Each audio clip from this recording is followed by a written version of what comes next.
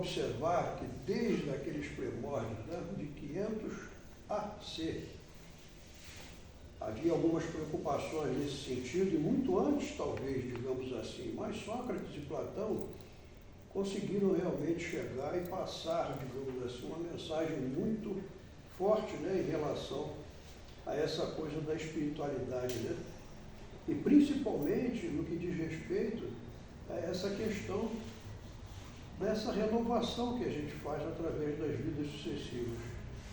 Então hoje nós temos aí a continuidade desse estudo, que é do item 11 até o item de número 21.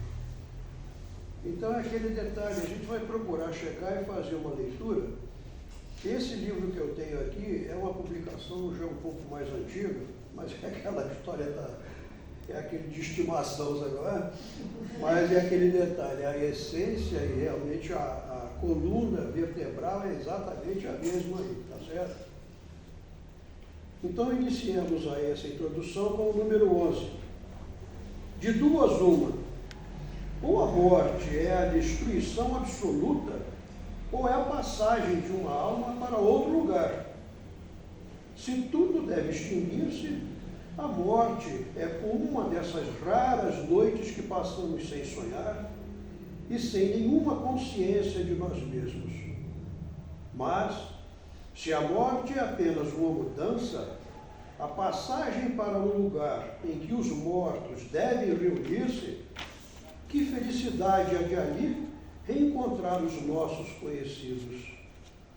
Meu maior prazer seria o de examinar de perto os habitantes dessa morada, e dentre eles distinguir, como aqui, os que são sábios do que creem sê-lo e não o são.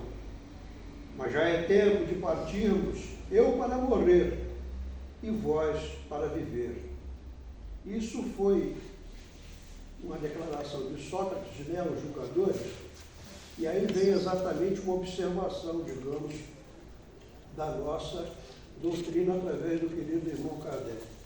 Segundo Sócrates, os homens que viveram na Terra encontram-se depois da morte e se reconhecem. O Espiritismo nos mostra continuando suas relações de tal maneira que a morte não é uma interrupção, nem uma cessação da vida, mas uma transformação sem solução de continuidade. Quer dizer, a similaridade que existe, né, filosoficamente falando, é fantástica. Isso é extremamente desafiador, né, a gente imaginar. E desde aquela época essas coisas já começavam a chegar e por um lado de uma força muito grande.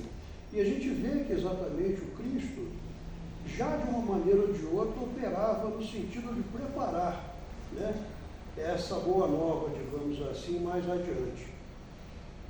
Segundo Sócrates,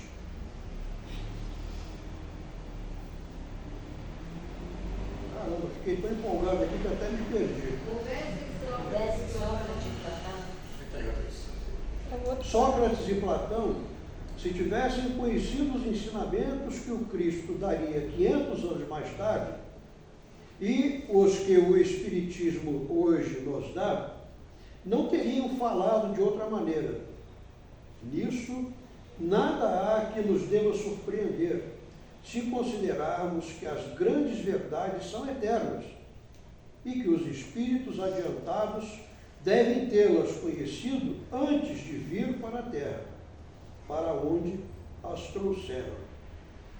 Se considerarmos ainda que Sócrates, Platão e os grandes filósofos do seu tempo podiam estar mais tarde entre aqueles que secundaram o Cristo na sua divina missão, sendo escolhidos precisamente porque estávamos mais aptos do que outros a compreender os seus sublimes ensinos, e que eles podem, por fim, participar hoje da grande plêiade de espíritos encarregados de vir ensinar aos homens as mesmas verdades.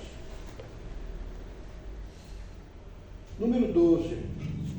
Não se deve nunca retribuir a injustiça com a injustiça, nem fazer mal a ninguém, qualquer que seja o mal que nos tenham feito.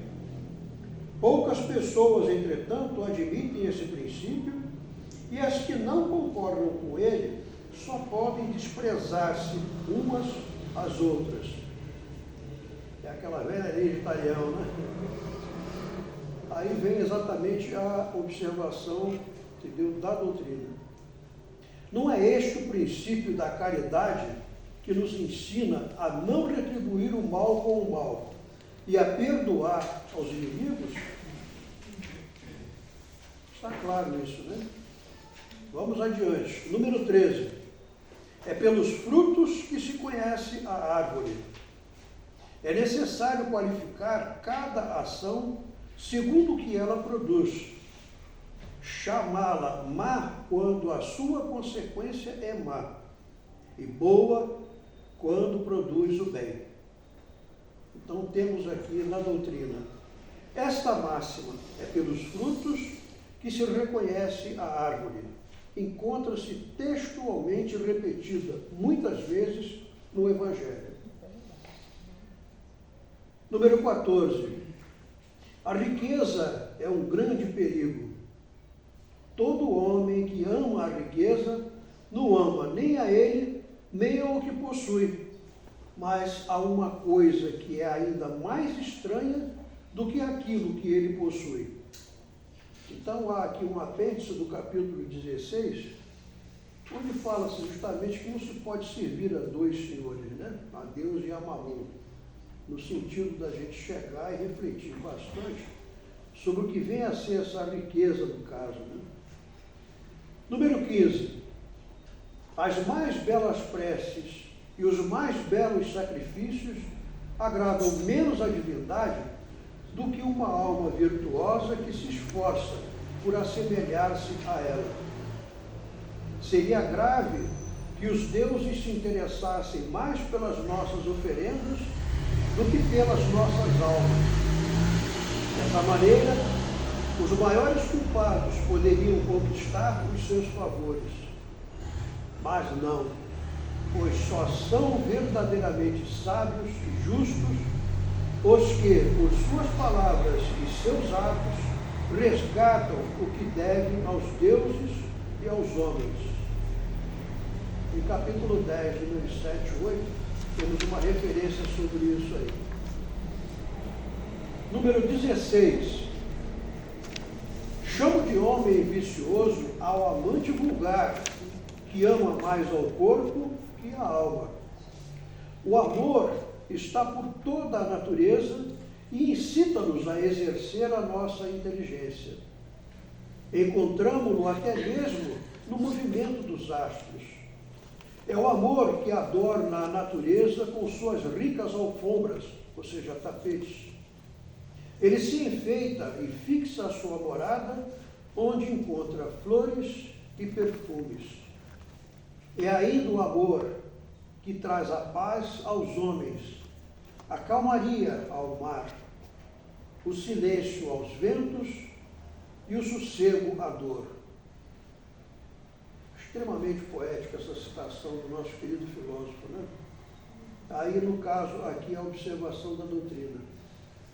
O amor que deve unir os homens por um sentimento de fraternidade é uma consequência dessa teoria de Platão sobre o amor universal como lei da natureza.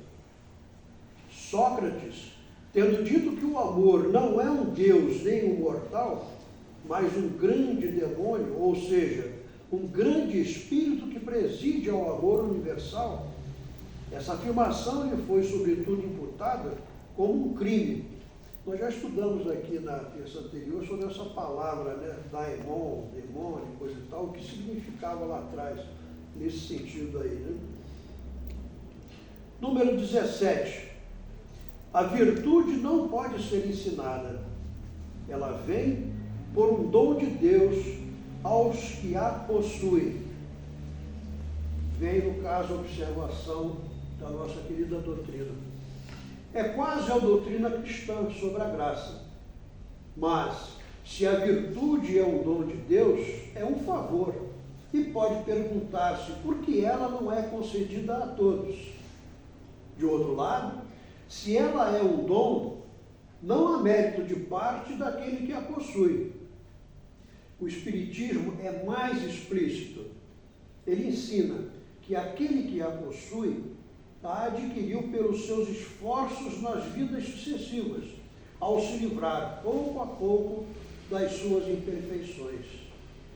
A graça é a força que Deus concede a todo homem de boa vontade para se livrar do mal e fazer o bem. Então aqui nós temos exatamente a questão do exercício da virtude, né? O que vem a ser essa virtude, digamos assim. A nossa querida doutrina preza muito exatamente essa parte do exercício da caridade. E o que vem a ser a caridade? Né? O amor ao próximo, sabe? O amor ao nosso semelhante. O quanto nós estamos ainda com uma dificuldade imensa de exercitar esse amor, esse respeito, né, ao nosso semelhante.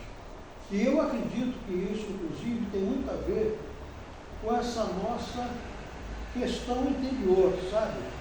Do alto amor. É preciso que a gente aprenda, ou tenha a coragem, digamos assim, de exercitar esse alto amor também, para que isso, de uma maneira ou de outra, se extraia, né, nas nossas ações em relação ao nosso semelhante. Porque ainda temos uma dificuldade muito grande do alto amor. Nós temos uma dificuldade muito grande do alto perdão. Nós temos uma dificuldade muito grande de exercitar essa virtude no nosso dia a dia. Seja com um bom dia, seja com um sorriso, seja com um papo, de repente, né? Aquele encontro com o irmão necessitado que está no meio da rua ali, pedindo um auxílio, alguma coisa que é assim. De repente, só um Deus te abençoe de nossa parte, já serve até como um bálsamo para aquele irmão, entendeu? Para aquela alma. Não é? É uma coisa nós refletirmos mais profundamente. Né? Número 18. Há uma disposição natural em cada um de nós para nos apercebermos bem menos dos nossos defeitos do que dos defeitos alheios. Aí vem justamente a nossa doutrina aqui. O Evangelho diz: vês a aresta no olho do teu irmão e não vês a trave do teu? Isso já aí é bastante quanto mais, né, digamos assim. Nós sempre superestimamos, né, a trave do olho. 19. Se os médicos fracassam na maior parte das doenças, é porque tratam do corpo sem a alma. E por quê? Se o todo não se encontra em bom estado, é impossível que a parte esteja bem. Eu acho fantástico essas colocações que são ponderadas nesses nossos irmãos lá de trás, porque é impressionante como a coisa é transposta, digamos assim, para a nossa realidade.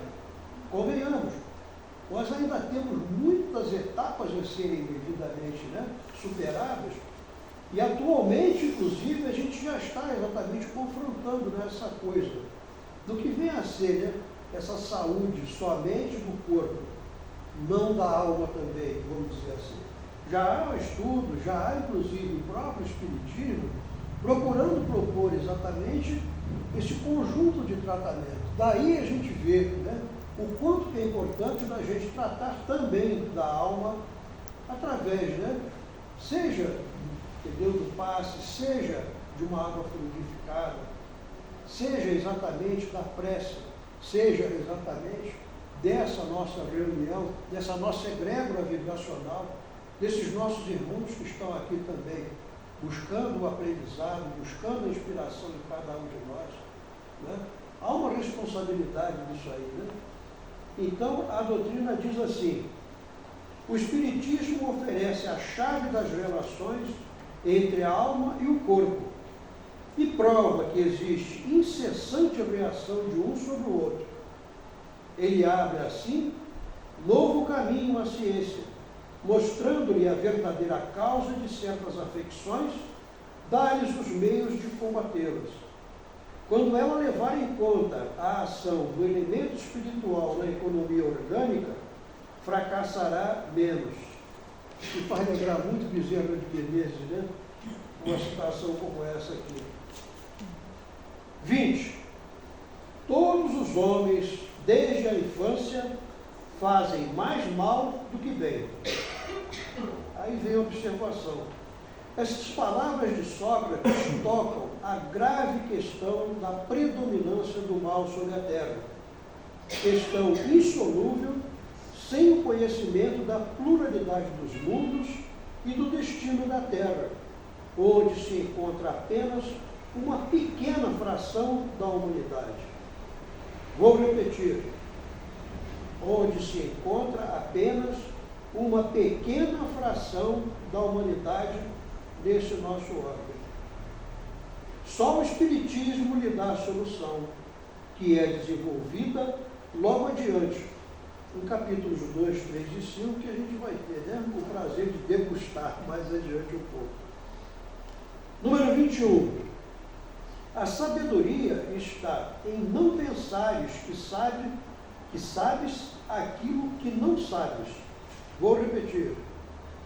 A sabedoria está em não pensares que sabes aquilo que não sabes. Isso dito pelo nosso ilustre filósofo. Aí vem exatamente a observação da nossa doutrina. Isto vai endereçado àqueles que criticam as coisas de que frequentemente nada sabem. Platão completa esse pensamento de Sócrates ao dizer: tentemos primeiro torná-los, se possível, mais honestos nas palavras. Se não o conseguirmos, não nos ocupemos mais deles e não busquemos mais do que a verdade. Tratemos de nos instruir, mas não nos aborreçamos. É assim que devem agir os espíritas com relação aos seus contraditores de boa ou de má fé. Se Platão revivesse hoje, encontraria as coisas mais ou menos como no seu tempo e poderia usar a mesma linguagem. Sócrates também encontraria quem zombasse de sua crença nos espíritos e o tratasse de louco, assim como ao seu discípulo Platão. Por haver professado esses princípios, Sócrates foi primeiro ridicularizado, depois acusado de impiedade e condenado a beber cicuta. Tanto é certo que as grandes verdades novas, levantando contra elas os interesses e os preconceitos que ferem, não podem ser estabelecidas sem lutas e sem mártires. Qualquer semelhança, né? O que vive esse ano terá sido mera coincidência, como a gente, né? Como é Ricardo acionista, a gente não acredita muito nessa coisa da coincidência, não existem acasos, né? E é uma observação muito interessante, esse preâmbulo todo, né, que é dado aqui na introdução, porque de uma certa forma nos coloca com uma responsabilidade muito grande, digamos assim, nesse porvir. Porque veja, nós estamos aí numa situação de mudança, digamos assim, de estágio, né, probatório. O que está acontecendo, de uma certa forma, é muitíssimo importante que tenhamos exatamente o discernimento do que vem a ser a nossa fé, né? A nossa fé cristã, do que vem a ser a doutrina espírita, daí inclusive essa orientação, né? Espíritas, amai-vos, espíritas, instruí-vos. O quanto que é importante que, efetivamente, que nós busquemos através desse estudo coletivo, né? Desse trocar de ideias, né? Aprendermos cada vez mais para sabermos até como lidar com isso, entendeu? Aí fora, né? Onde existe ainda tanta limitação, tanta coisa, digamos assim, que a gente fica um pouco surpreso, digamos, né? Mas aí vem 2000 anos, entendeu? E mais alguns tantos lá atrás, e ainda estamos caminhando pouco a pouco nesse aprimoramento. A gente está evoluindo, com certeza. Agora, carecemos ainda muito, sabe, dessa reflexão, principalmente no que diz respeito da nossa solidariedade, da nossa fraternidade em relação ao nosso próximo, né? Bom, ok, trintinha, e a palavra já está aberta para a gente bater um papo mais sobre isso daí. Esteja à vontade.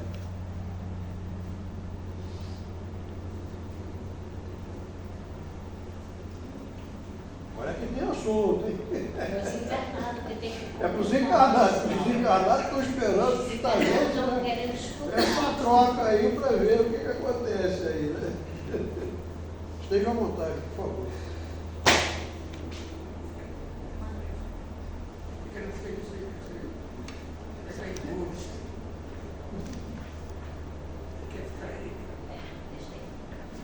A gente vê que ao longo da história, ao longo do tempo, né,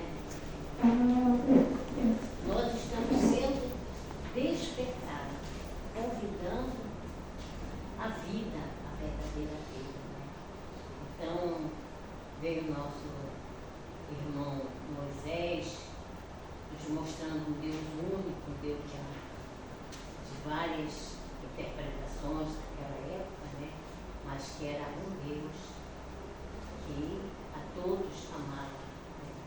E vem esses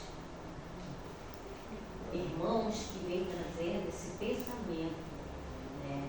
Da mudança de postura, do amor, do perdão, da vida além da morte e tantas outras coisas, que chegamos a Jesus, que aportou aqui com todo o seu amor, também nos despertando. Jesus, a única coisa que ele veio ensinar a nós foi amar. Tudo que Jesus pregava era mostrando o amor. Em consequência, perdão. Porque se você ama, você perdoa. Né? Então, quando nós temos esse sentimento verdadeiro de amar ao próximo como a nós mesmos, nós não nos ofendemos, não nos ferimos. Então, nós perdoamos. Aquele momento pode ser até um momento meio azedo, mas depois passa. E aí vem Kardec, que ele também foi, durante as pesquisas dele, ele foi estudar, ele foi pesquisar Sócrates, Platão, esses grandes filósofos de antigamente, exatamente para contrabalançar aquilo que ele estava recebendo. Né? E aqui nós estamos, né, com essa doutrina que aportou aqui, e que traz para todos nós tantos esclarecimentos, tanto aprendizado, tanto conhecimento, e que nós ainda não colocamos em prática. Nós estamos nos esforçando, né?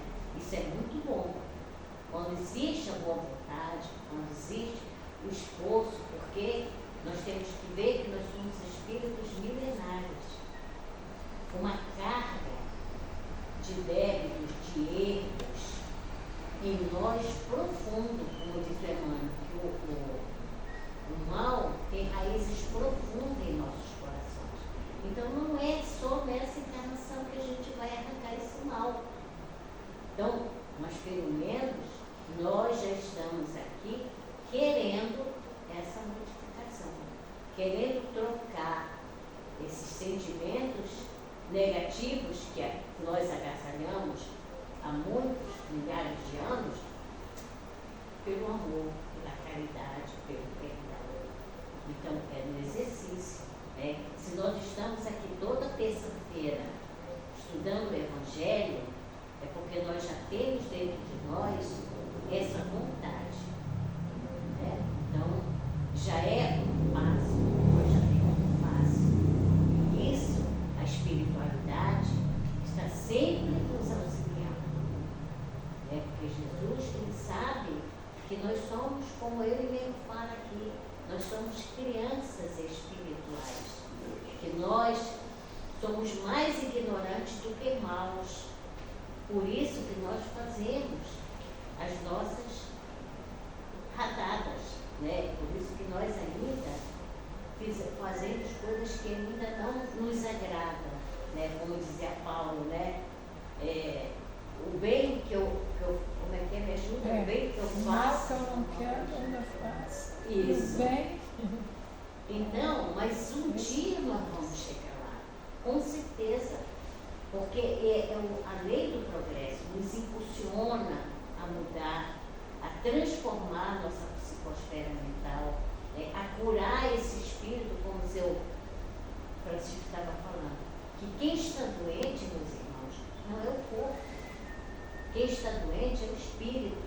O nosso corpo é apenas um mata-borrão, que transfere para ele as nossas doenças físicas e morais. Né? Então, como ele fala, não adianta curar o médico. O médico é assim, só um paliativo. Que a essência que está doente, ela precisa de outra coisa mais. Em primeiro lugar, reconhecer que eu estou doente espiritualmente. E em segundo lugar, buscar os recursos, buscar ajuda. E aí sim, isso vai sendo paulatinamente inserido na minha psicosfera íntima e o meu espírito vai começando a ter uma outra tonalidade, uma outra cor, uma outra energia. Né?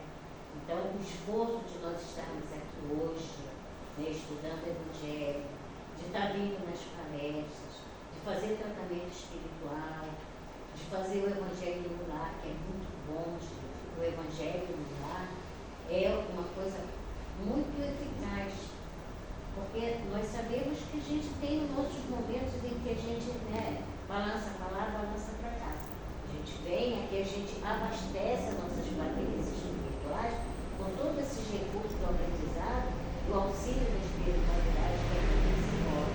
Mas a gente chega em casa, tem um fulano, tem esse fulano, tem um vizinho, tem lá na rua, e a gente já destoa daquela sintonia. E com o Evangelho, a gente está ali fazendo a manutenção.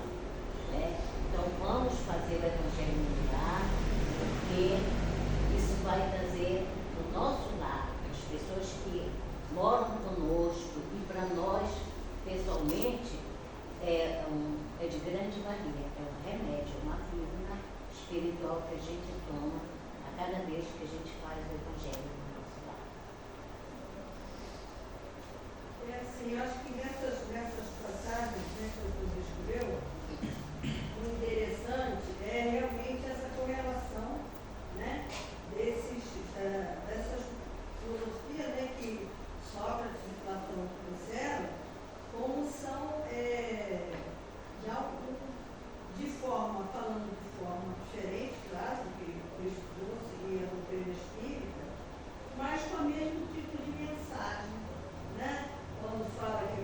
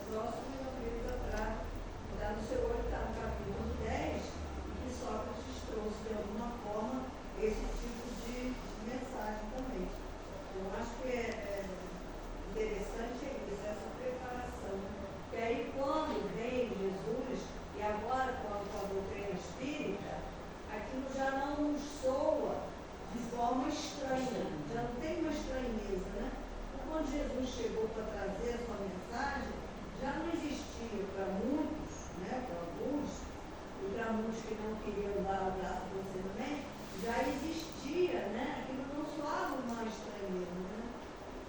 Então essa é a importância, ele aqui mostra bem essa semelhança, né? Do conteúdo da mensagem, né? Do conteúdo da mensagem. Já nos soa familiar, porque nós estávamos lá nessa época. Eu fico imaginando aqui como que Sócrates incomodou as pessoas daquela época. Né? Sim. Porque eles tinham os interesses deles, sejam o poder, né, tanto financeiro como o poder religioso, o poder político. E ele trouxe assim, uma ideia de que tudo que as pessoas fazem na vida presente vai responder na vida futura. Quando fala em reencarnação, né, que de repente, em decorrência daquilo que eles estavam fazendo nessa vida, iriam ter uma vida diferente, né, que de repente iriam reencarnar como pobres para pagar, resgatar, né, aquilo que tinham feito. Imagina como isso incomodou. Né? Eles devem ter pensado, não, isso não vai acontecer comigo, né? Tipo aquela rainha que mandou tirar a reencarnação. Teodora que mandou tirar a reencarnação da Bíblia porque ela não queria que isso acontecesse com ela. Como se ela pudesse mudar as leis de Deus. Né? Então, eu fico imaginando a cabeça deles, como é que ficaram, como é que ficou a cabeça de cada um, quando soube que teria essa chance de, não é aquela vida ali, morreu e acabou. Né? Porque era isso que eles pensavam. Então, eles viviam o meu prazer. Desfaziam tudo sem, no menor pudor, sem se preocupar no bem-estar do próximo, com o amor que eles deveriam sentir. Né? Então, quando Sócrates trouxe essa novidade, né, isso aí incomodou bastante. A gente vê como é que aconteceu com Cristo. Né? Então, é interessante a gente ver, conforme foi falado, a Anabela reforçou agora, como a semelhança no que ele trouxe, né, no que Jesus trouxe e no que a nossa doutrina também nos revela. É muito interessante isso. E como esse incômodo permanece até hoje, né? É verdade. Porque muita gente continua vivendo como se não houvesse amanhã, né? Não tendo essa consciência da reencarnação.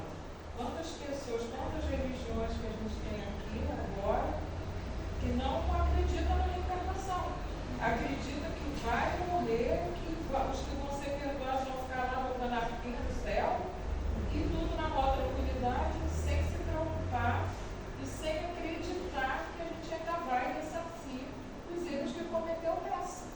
Né?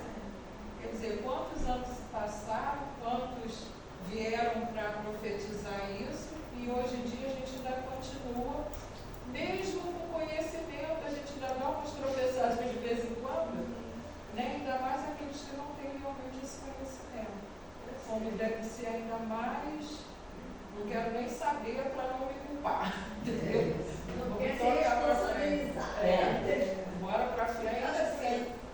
É por isso que o pessoal lá da parte lá do Oriente, né, que se originaram dos exilados de Capela, eles têm uma visão diferente da nossa, daqui do Ocidente, porque a maioria não acredita na reencarnação, e lá eles acreditam, né?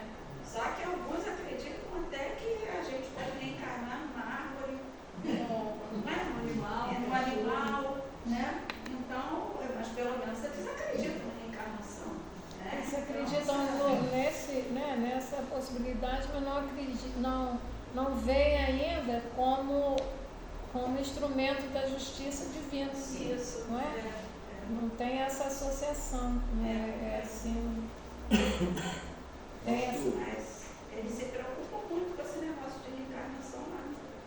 Mas o Sócrates, revendo aqui, ele não só vem nos mostrar, principalmente ao povo da época, que não era só a reencarnação. Ele tem tópicos aqui que mostram ensinamentos que Jesus nos trouxe. Nos trouxe, quer ver? Olha só.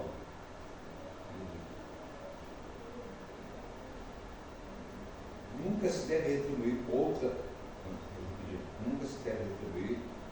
outra uma injustiça. Não é o próximo, entendeu? um grande perigo. Todo homem que ama a riqueza não ama a si mesmo, nem ao que é seu. Ama uma coisa que ele é ainda mais estranha do que o que lhe pertence.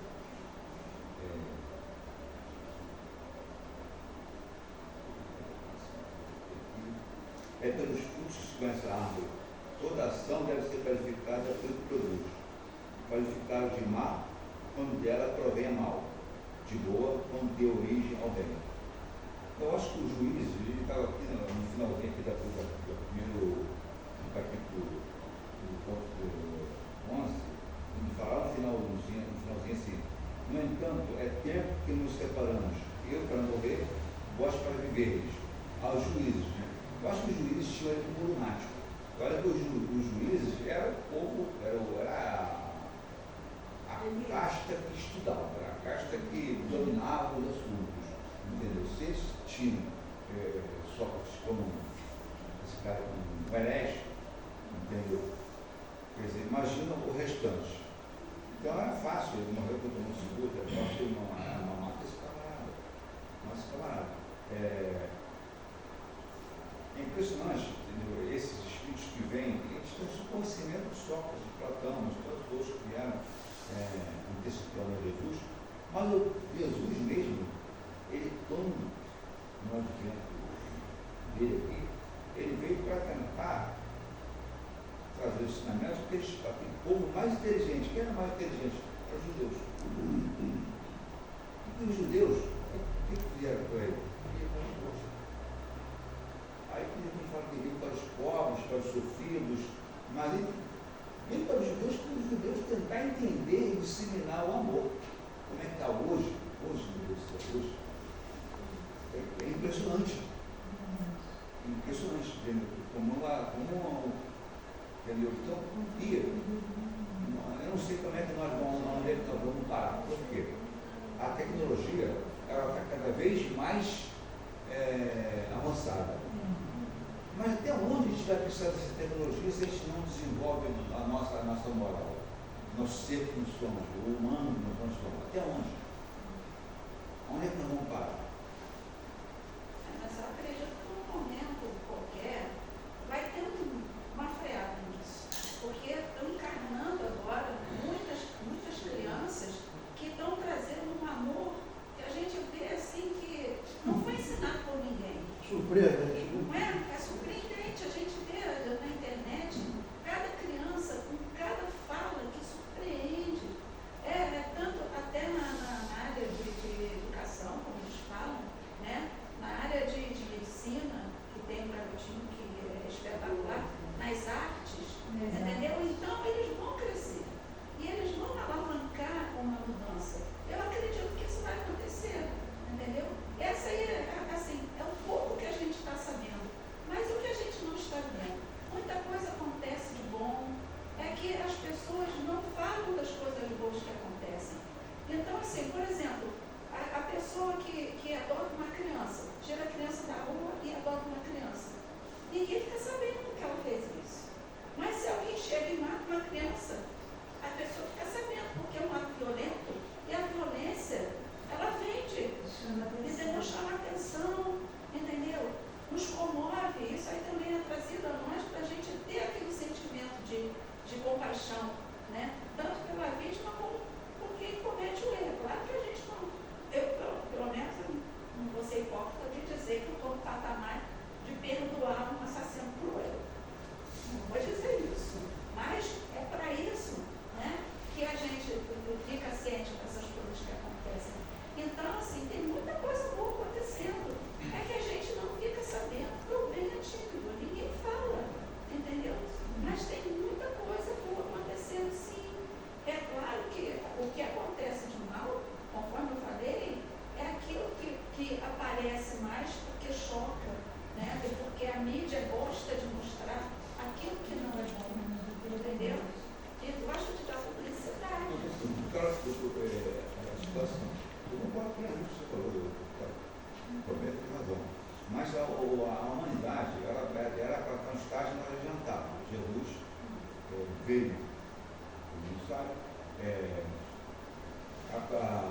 não existia na época Sócrates e Platão, não tinha igreja católica, a igreja católica começou a ser fundada por Constantino em 300 e pouco, adaptando o cristianismo, expulsou o cristianismo. Então vamos, se a gente não pode com eles, vamos nos juntar a eles. Então Constantino fundou a igreja católica. Mas depois começou as perseguições. Então as perseguições não era para ter acontecido. Aconteceu. É que 100 anos, uma vida eterna é nada. É nada. Realmente a gente se prende muito assim, ao lado mais, assim, mais pessimista da coisa. Entendeu? Então, agora o que está acontecendo é realmente, quando a gente não está trabalhando para o crescimento da terra. Quantas? Então, mas o ser humano está mais dedicado à causa do seu semelhante em todos os aspectos, desde uma ínfima moléculazinha lá até o mais inteligente, fora Jesus, que é inteligente. Então, veio esses emissários todos na frente, nós não viemos aí, vendedores, com a gente. Só que a gente, de vez em quando, tem os cataclismas, entendeu? Tem a morte, as mortes retificadoras. Informações coletivas, né? Coletivas, especificamente as arestas. Agora, eu escuto mal o tempo. Então, no movimento espírita, se fala muito assim, nós estamos no mundo de regeneração, não estou entrando no mundo de sair para a expiação, para o mundo de regeneração. Quanto tempo nós vivemos no mundo de prova de expiação? Quando começou o mundo de prova de expiação? Ninguém sabe. Quantos milênios vivemos no prova de expiação? O mundo de regeneração, quando começou? Então, essa transição era muito lenta. A gente não sabe, uma penetra na outra. Uma penetra na outra. Então, quando se estipula a data, eu particularmente falo assim, eu já desacredito. Porque, como existe a eternidade, entendeu? O negócio de trabalhar, como você está falando, trabalhar para crescermos, alto amor, está falando aí, entendeu? Para poder crescer no nosso. Somos muito ainda imperfeitos. E aqui ela falou aqui, numa página aqui, mesmo naquela época, a pessoa era ligada muito à matéria. O fato é o seguinte, Sócrates e Platão foram precursores que enviou, entendeu? Já dizendo coisas, entendeu? Que as pessoas não acreditavam. Não acreditavam. Precursores, como Kardec veio, tantos outros aí, entendeu? Vieram antes, Kardec, e nós temos esse beneplácito de conhecer o Espiritismo, que abre esse leque de entendimento. Né? Engraçado, meu irmão me passou um vídeo, quando ele é autista, ele está sempre voltando mensagem na internet muito interessante, sobre se dar valor a pai e mãe. Aí ele falou assim, pelo que nós somos. Aí ele falou assim, vocês já imaginaram quantos vieram antes da gente, para a gente ser o que é? Veio pai e mãe são 2, depois avô e avó são 4, depois bisavós são 8, entendeu? Aí vai chegar em década é 2.000 e poucos para conhecer o que é hoje. Obviamente, a ideia da reencarnação, Então não adianta se apressar, é tudo no seu tempo, né? Devagarzinho, ou mais rapidinho, mas tudo no seu tempo. Chega lá, se Deus quiser. A gente tem que entender o seguinte, né, gente? Quando essa mensagem de Sócrates e Platão, né, elas foram ser valorizadas, né? Naquele momento, não tinha meio de comunicação que tem hoje, né? Então, aquele grupo ali que recebeu, que entendeu, né? Então, essas pessoas ali, eles reencarnaram e foram os primeiros cristãos, que quando Jesus, eles entenderam perfeitamente a mensagem do Cristo, o terreno estava prontinho, né? Aí o que e foram, depois foram renascendo e ampliando, né? Ampliando essa rede de conhecimento cristão. Então, o que acontece? Sócrates e Platão, eles foram durante toda a Idade Média esquecidos, né? Esquecidos somente no Renascimento, que voltaram, teve aquela valorização da cultura greco-romana, né? Então, a gente vai vendo que foi